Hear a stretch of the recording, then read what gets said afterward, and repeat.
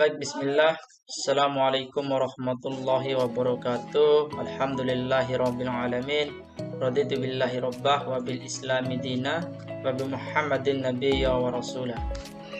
Bersyukur hanya milik Allah. Salawat serta salam kita curahkan kepada junjungan kita Nabi besar Muhammad sallallahu alaihi wasallam. Teman-teman sekalian yang saya banggakan, video yang ini saya ingin menjelaskan materi tentang teorema usaha dan energi. Kemarin saya sudah menjelaskan materi tentang usaha atau kerja pada bidang energi. Nah, kita lanjut ya. Kita ingatkan kembali bahwa usaha ini merupakan besarnya energi yang diberikan untuk memindahkan sebuah benda atau objek. Misalkan ada sebuah benda yang mula-mula memiliki laju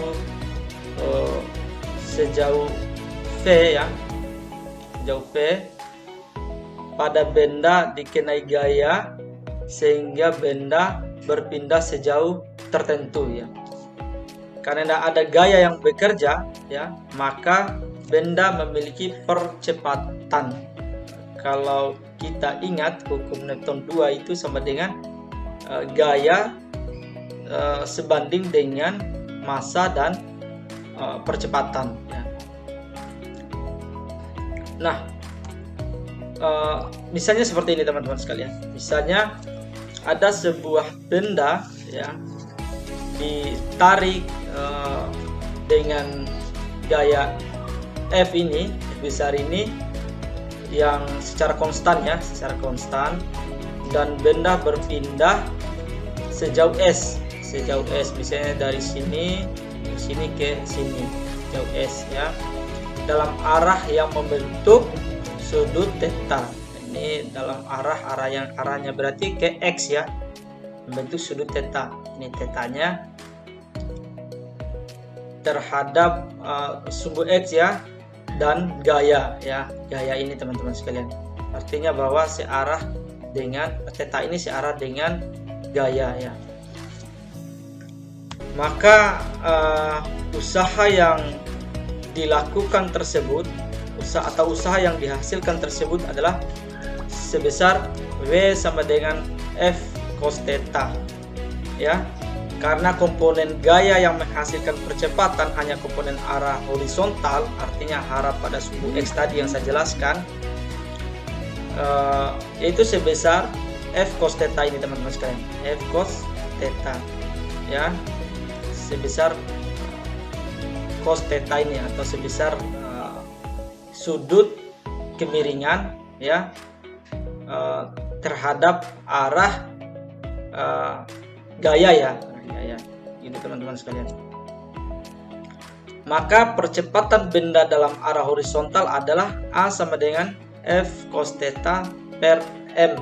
Nah, ini nilai percepatan benda dalam arah horizontal. Nah, ini teman-teman sekalian, untuk gerak dengan percepatan tetap ya, laju benda ya setelah berpindah sejauh S itu memenuhi F kuadrat min atau dikurangi F 1 ya. Ini F kuadrat 2 dikurangi F 1 sama dengan 2 AS ya. Ini kalau kita ingat kembali persamaan GLBB ya, pasti ada. Kalau kita ingin menentukan nilai S jarak pada GLBB ya, bisa kita menghitung ini teman-teman sekalian. Nah, karena ini kita bahas tentang usaha dan energi, maka F2 kuadrat ini dikurangi F1 sama dengan 2 F cos theta per M dikalikan dengan S. Dari mana datang F cos theta per M ini? Ini diambil atau dimasukkan nilai A-nya teman-teman sekalian. A yang ini ya. Percepatan benda dalam arah horizontal ini teman-teman sekalian. Ya. Sehingga jika dua ruas dua ruas yang ini, 2M ini dengan M per 2, maka diperoleh setengah MV kuadrat 2 min setengah MV1.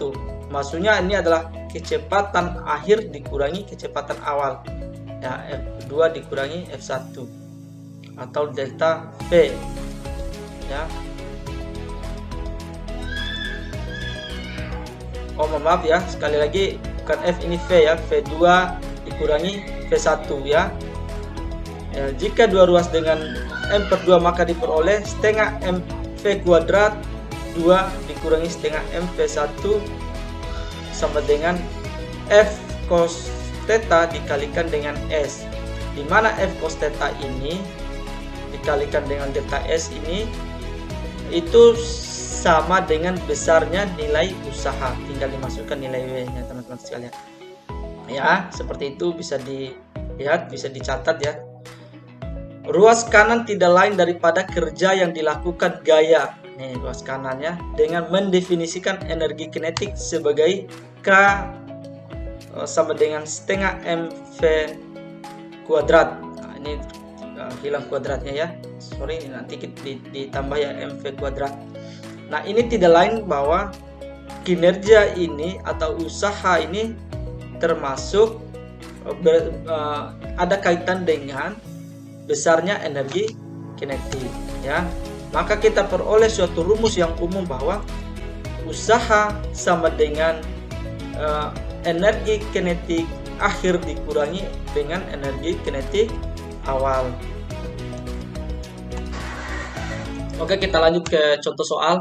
Misalkan seseorang yang memindahkan benda memiliki massa 100 kg dengan gaya 360 Newton setelah berpindah sejauh 13 meter dengan koefisien gesek 0,3. Pertanyaannya adalah berapa usaha yang dilakukan gaya dan berapa besar arah gaya sama dengan arah perpindahan benda, dan buktikan bahwa jarak benda sejauh 13 meter. Oke teman-teman sekalian, ini tampilan simulasi PET-nya. Nanti kita akan membandingkan analisis hitungan manual ya dengan menggunakan PET simulasi atau simulasi usaha yang dilakukan oleh seseorang dengan memindahkan benda massa sekian dan lain sebagainya. Oke, bisa kita analisis atau membandingkan hasilnya nanti teman-teman sekalian.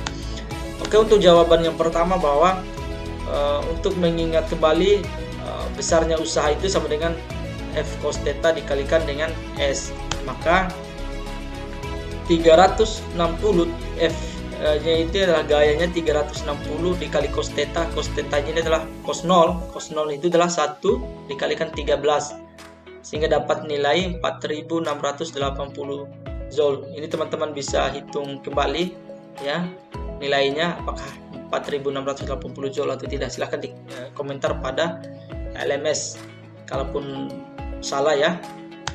Oke, kita lanjut. Untuk jawaban yang kedua, yang ditanyakan adalah berapa besar arah gaya sama dengan arah perpindahan benda. Kalau di sini kan 360 Newton, apakah nilainya sama atau tidak? Mari kita coba lihat. F ini sama dengan W per S dikalikan dengan cos theta. Karena cos theta-nya 0 adalah 1, maka 4680 per 13 itu dapat 360 Newton. Telah membuktikan bahwa besar arah gaya sama dengan arah perpindahan benda, yaitu sebesar 360 Newton. Oke, untuk nilai usaha juga bisa dihitung dengan berapa besar energi kinetik akhir dikurangi dengan energi kinetik awal, yaitu 4680 dikurangi 0, karena energi kinetik awal ini adalah 0 sampai dengan tetap 4680 Joule. Ini bisa juga dihitung seperti ini dan bisa dihitung menggunakan kesamaan ini teman-teman sekalian. Oke, untuk jawaban yang ketiga, karena kita ingin membuktikan nilainya 13 S nya sejauh 13 meter, maka persamaannya adalah S sama dengan W per F cos theta ya, karena cosnya 0 tadi adalah 1, maka 4680 dibagi 360 pasti dapat nilai 13 meter. Nah, selain dari itu teman-teman sekalian, teman-teman bisa menghitung nilai daya sebenarnya. Cuman karena di dayanya tidak diketahui berapa waktu, maka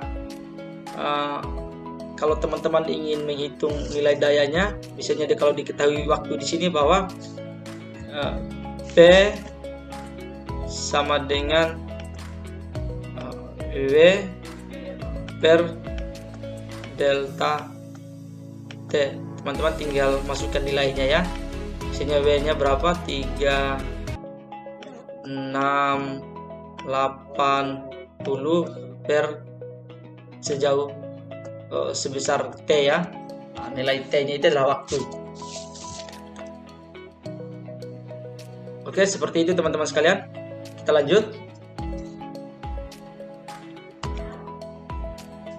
Oke, kita lanjut ke PET simulasinya. Tadi diketahui besar nilai masanya atau bendanya itu 100 kg. Oke, 100 kg sudah. Terus untuk derajatnya 0 ya, pada arah horizontal ya. Sudah. Dan jangan lupa koefisien geseknya 0,3. Kita tulis 0,3 seperti ini teman-teman sekalian. Enter. Terus apa lagi ya yang kurang? Sudah. Terus jaraknya nanti kita akan menghitung. Ini jaraknya 15, tetapi yang kita ambil adalah yang ditanyakan pada saat jarak 13 meter. Kita atur ini 13 meter teman-teman sekalian. Oke, pas. Lalu kemudian jangan lupa gayanya kita atur 360 seperti ini teman-teman sekalian, 360. Lalu kemudian setelah merasa sudah selesai semua yang kita masukkan nilainya, maka langsung kita jalankan programnya. Oke, seperti ini. Langsung kita jalan. Nah, benda sudah mulai berpindah posisi. Oke, kita jeda dulu. Kita analisis dulu. Apakah nilai usaha yang dihasilkan oleh seseorang mendorong benda tersebut sejauh 13 meter, apakah dengan nilainya 4680 ya. Kita jalankan ini ulang programnya. Oke, sampai ke titik 13 meternya. Nah, ini teman-teman sekalian. Aduh, susah sekali kita posisikan. Nah, ya anggap aja itu teman-teman sekalian. Nah, coba perhatikan nilai W terapannya itu 4763. Tadi nilai yang kita analisis manual itu adalah 4680. Ini sebenarnya kalau kita paskan posisinya ini sama nilainya teman-teman sekalian. Tapi karena agak susah kita paskan posisi masanya sama dengan 13 meter ini agak sedikit susah ya. Tetapi ini sudah membuktikan bahwa 4454 ini hampir mendekati yang tadi yang kita analisis yang pertama teman-teman sekalian. Nah, energi totalnya coba teman-teman perhatikan yang tadi. Ini energi totalnya yang kita analisis tadi bahwa usaha totalnya itu 4400, itu hampir sama dengan usaha benda ya teman-teman sekalian. Usaha benda. Usaha benda yang dilakukan oleh gaya yang bekerja. Nah, ini hampir sama teman-teman. Ini membuktikan bahwa PET simulasi membantu kita untuk memahami suatu persoalan atau memahami soal yang mungkin agak sedikit susah kita menggunakan analisis manual, dan kemudian kita menggunakan bantuan PET simulasi.